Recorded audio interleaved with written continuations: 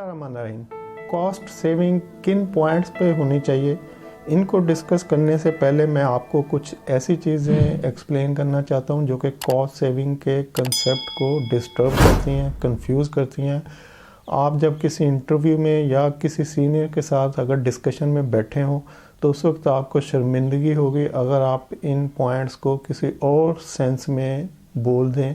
तो उससे बचने के लिए बेहतर है कि आपका कंसेप्ट क्लियर हो, आपका नॉलेज बेहतर हो इनके बारे में। तो आज मैं आपको बताता हूँ difference between bargaining and negotiation. मैं कुछ दोस्तों के साथ कुछ गारमेंट्स ख़रीदने के लिए गया तो हमारे दरमियान एक बहुत ही तेज़, एक्टिव, स्मार्ट दोस्त था। तो एक शर्ट देखी जिसकी प्राइस कुछ 3,000 रुपये थी। तो अब मैंने उस दोस्त की तरफ देखा कि यार आओ आगे आओ और ज़रा इसको देखो कि कैसे प्राइस कम हो सकती है। तो उसने हस्बे ममूल, चूँकि वो जब भी हम जाते थे तो सारी वो जो डीलिंग थी, प्राइस के मतलब डीलिंग होती थी, तो वही करता था। तो वो आगे आया और उसने कहा कि नहीं नहीं यार, ये तो बहुत ज़्यादा प्राइस है, 3,000 की तो शर्ट ही नहीं है ये, तो आप ऐसे करो कि हम 2,000 रुपया देते हैं इसका, तो पैक कर दो। तो दुकानदार ने कहा कि नहीं सर, ये तो 2,000 की शर्ट ही नहीं है, ये तो बहुत कम प्राइस आप बता रहे हैं। मैं आपकी इज़्ज़त रखता हूँ, आपको 150 रुपये कम कर देता हूँ ताकि आप इसको ले लें। तो आप 2900 रुपया दे दें। उसने कहा नहीं यार कमाल करते हो, ये तो देखो कि ये कपड़े की कितनी कॉस्ट होगी, ये इतने का कपड़ा होगा, इतने की ये स्टिचिंग होगी, ये बटन है, ये और क्या चीज़ है, प्रॉफिट थोड़ा ऐड कर लो। तो ये 2,000 से ज़्यादा की नहीं है, तो चलो मैं इसको 2100 रुपया कर देता हूँ, तुम ये पैक कर दो। उसने कहा सर आप बिल्कुल ठीक कह रहे हैं, ये वाकई कपड़ा इतने का, स्टिचिंग इतने की, प्रॉफिट इसमें इतना ऐड कर लें तो ये प्राइस आलमोस्ट इतनी बनती है 2,000, 2,200, 2,300 के करीब। तो लेकिन आप वो अखराजात इसमें ऐड नहीं कर रहे जो हम इसके अलावा करते हैं, जैसे कि ये जो बंदे एम्प्लॉयज़ बैठे हैं, इनकी सैलरीज़ हैं, एसी चल रहे हैं, रेंट है दुकान का, इतनी बड़ी मार्केट में शॉप है हमारी, तो ये सारे अखराजात भी हमने इसकी प्राइस के ऊपर ही डालने होते हैं। तो आप ऐसे करें 2,800 रुपया दे दें। तो अब दोस्त ने फिर उसे कहा कि नहीं नहीं यार, ये 2,800 बहुत ज़्यादा है, आप ये सारे एक्सपेंस भी ऊपर डाल लें तो फिर भी ये 2,800 नहीं बनती।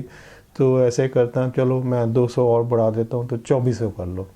उसने कहा, दुकानदार ने कि अच्छा चलें, छोड़ें, ना मेरी ना आपकी, आप इसको 2,500 पे डन करें और दें, पैसे दें, मैं इसको पैक कर देता हूँ। तो अब वो शर्ट 2,500 में डन हो गई। उसने 2,500 रुपया लिया, शर्ट पैक की शॉपर में और हमारे हाथ में पकड़ा दी। तो ये जो डीलिंग हुई है इसको क्या कहेंगे आप? क्या ये नेगोशिएशन थी? नहीं, ये बार्गेनिंग थी। जब भी आप किसी आइटम के लिए कैश परचेज़ करने के लिए कैश काउंटर पर जाते हैं और उसकी प्राइस के मतलब बार्गेनिंग करते हैं तो उसको बार्गेनिंग कहते हैं। यानी प्राइस के लिए जो डीलिंग हो रही होती है उसको कम करने के लिए, और दुकानदार की कोशिश होती है कि इसको मैं ज़्यादा कर लूँ, बायर की कोशिश होती है कि मैं इसको कम करवा लूँ। तो ये जो डीलिंग हो रही है, प्राइस की खींचातानी जो हो रही है, इसको बार्गेनिंग कहते हैं। अब नेगोशिएशन क्या होती है? बेसिकली बार्गेनिंग नेगोशिएशन का एक पार्ट है। यानी नेगोशिएशन एक वाइडर सेंस में एक बड़ा कंसेप्ट है और बार्गेनिंग उसका एक हिस्सा है। नेगोशिएशन के अंदर बार्गेनिंग होती है और बार्गेनिंग में सिर्फ प्राइस को डिस्कस किया जाता है। जब भी आप कुछ ख़रीदने जाते हैं, ख़वातीन ख़रीदने जाती हैं, आप ख़रीदने जाते हैं, आप घर की ग्रॉसरी ख़रीदने जाते हैं या कुछ भी गारमेंट्स ख़रीदते हैं, जब भी आप कुछ ख़रीदते हैं तो जो प्राइस के ऊपर लेन देन के लिए, जो उसको नीचे लाने के लिए और दुकानदार की कोशिश होती है ऊपर रखने के लिए, जो भी डीलिंग होती है उसको बार्गेनिंग कहते हैं। अब आते हैं नेगोशिएशन की तरफ कि नेगोशिएशन क्या होती है। तो अदर देन बार्गेनिंग जो भी होता है जिसमें बार्गेनिंग भी शामिल होती है वो नेगोशिएशन होती है। जैसे कि आपने एक मकान किराए पर लेना है तो पहले तो आप बार्गेनिंग करेंगे रेंट के ऊपर कि नहीं भाई इतना, ये रेंट बहुत ज़्यादा है, थोड़ा कम कर लो, ये कर लो, ये कर लो, तो वो भी लगा रहेगा, आप भी। तो फाइनली जो रेंट डिसाइड होगा ये बार्गेनिंग है। लेकिन अब रेंट के अलावा भी आप कुछ चीज़ें डिसाइड करेंगे और वो चीज़ें होंगी कि भाई इसके अंदर वाइट वाश आप करवा के देंगे, इसका पानी ऊपर नहीं जाता वो पाइप आप डलवा के देंगे, और इसकी जो टूट फूट होगी उसकी इंश्योरेंस आपके ज़िम्मे होगी, और हम 2 साल के बाद रेंट इंक्रीज़ करेंगे, उससे पहले नहीं करेंगे, और इस तरह के और डिफरेंट टर्म्स एंड कंडीशन जो भी आप समझते हैं कि मेरे फेवर में है वो आप ऐड करेंगे कि मुझे ये सहूलतें चाहिए और ये चीज़ें होंगी तो मैं इस रेंट पे जो आपसे एग्री किया है तो मैं फर्दर इसको फाइनल करूँगा। तो ये बाकी टर्म्स एंड कंडीशन है अदर देन रेंट, तो इनको भी आपने मानना है और इसको हम फिर कॉन्ट्रैक्ट करेंगे, हम एक एग्रीमेंट साइन करेंगे ताकि आप भी ना बाद में भागें और मैं भी उसको अबाइड बाय करूं, तो इसको हम एक कॉन्ट्रैक्ट की सूरत में लेंगे। तो अब ये जितनी terms and condition other than rent जो कि बारगेनिंग में हम डिसाइड कर चुके हैं कि रेंट इतना है, तो बाकी जो टर्म्स एंड कंडीशन है इसको नेगोशिएशन कहते हैं और उसके अंदर बारगेनिंग भी आ जाती है। फिर बोल देता हूँ कि बारगेनिंग सिर्फ प्राइस के ऊपर होती है और नेगोशिएशन में बारगेनिंग भी होती है plus other terms and condition भी होती हैं, और नेगोशिएशन एक रिटन कॉन्ट्रैक्ट की सूरत में होती हैं या एक रिटन फॉर्म में होती हैं जिसके अंदर सब चीज़ें लिखी होती हैं और बायर सेलर दोनों उसको साइन करते हैं और एग्री करते हैं उसके ऊपर।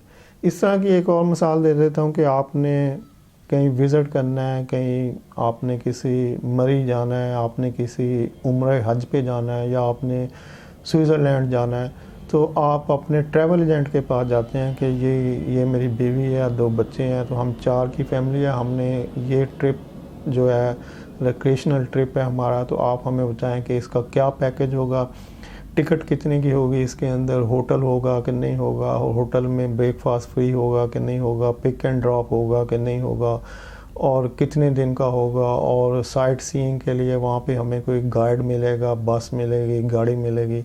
तो वो सारी टर्म्स एंड कंडीशन जो आपके उस मेन जिस टॉपिक के ऊपर आप डिस्कस कर रहे हैं, जिसको आप फाइनलाइज करना चाहते हैं, तो प्राइस तो उसके अंदर होगी, लेकिन प्राइस के अलावा जो चीज़ें आप उससे डिसाइड कर रहे होंगे दूसरी पार्टी के साथ, ये सारी चीज़ें नेगोशिएशन कहलाती हैं। तो जब आप प्राइस डिसाइड करते हैं, साथ उसकी टर्म्स एंड कंडीशन डिसाइड करते हैं और उसके बाद उसको रिटन फॉर्म में ले आते हैं, जब भी आप उम्रे पे जाएंगे तो आप अपने ट्रैवल एजेंट के साथ एक रिटन एग्रीमेंट करेंगे जिसके अंदर ट्रैवल एजेंट आपको बताएगा कि मैं ये चीज़ें आपको दौराने सफ़र प्रोवाइड करूँगा। तो ये सारा ये नेगोशिएशन है। और बारगेनिंग क्या थी? बारगेनिंग वो फर्स्ट पॉइंट था जिसके ऊपर आपने प्राइस बारगेन की कि मैं इतने दूंगा, वो कहेगा नहीं मैं इतने लूँगा, तो वो जो आपकी डीलिंग हुई प्राइस के ऊपर उसको बारगेनिंग कहते हैं। और वो जो आपका कॉन्ट्रैक्ट हुआ जिसमें अदर टर्म्स एंड कंडीशन थी उसको नेगोशिएशन कहते हैं। यानी नेगोशिएशन एक वाइडर सेंस में बड़ा सब्जेक्ट है और बारगेनिंग उसके अंदर एक पॉइंट है, बारगेनिंग उसका एक हिस्सा है। बारगेनिंग नेगोशिएशन का हिस्सा है, लेकिन बारगेनिंग सिर्फ एक पॉइंट पे डिपेंड करता है और वो है प्राइस। और negotiation price plus other terms and condition और फिर उसको रिटन फॉर्म में साइन करना दोनों पार्टियों का, उसको नेगोशिएशन कहते हैं। तो उम्मीद है आप समझ गए हो कि what is the difference between bargaining and negotiation. तो नेक्स्ट वीडियो में मैं बताऊंगा कि क्या नेगोशिएशन का कोई इम्पैक्ट आता है कॉस्ट सेविंग पे। वीडियो देखने के लिए आपका शुक्रिया। अल्लाह हाफिज़।